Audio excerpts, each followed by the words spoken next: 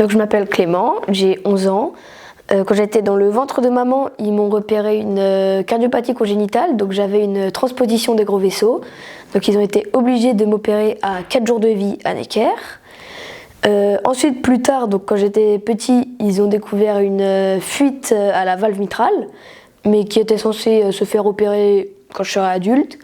Sauf que par malheur, elle s'est aggravée, et donc on était obligés de m'opérer en mai 2022.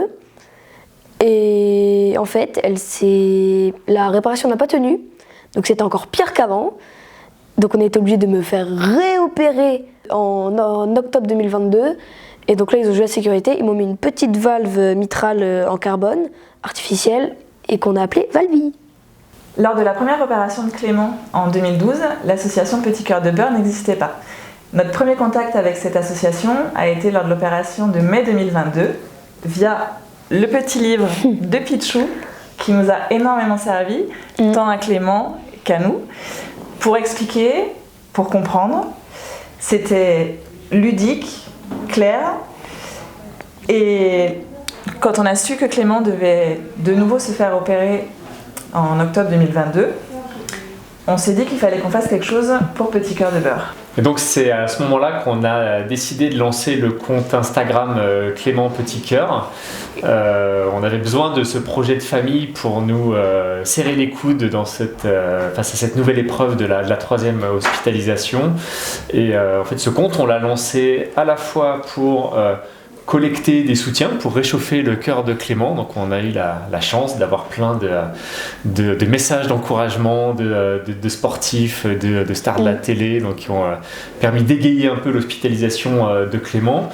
On l'a fait aussi pour quelque part capter tous les moments qui nous permettraient ensuite de montrer comment ça se passe, les hospitalisations, et c'est aujourd'hui du contenu qui est très regardé, très utilisé par les futurs parents pour se rendre compte une hospitalisation jour après jour, heure après heure, comment est-ce que ça se déroule. Et enfin on l'a fait pour faire connaître la cause des cardiopathies congénitales, collecter des dons. On remercie tous nos donateurs qui ont contribué à la cagnotte de Clément. On est très fiers, on peut dire, d'avoir assemblé une cagnotte de 12 000 euros pour l'année 2022.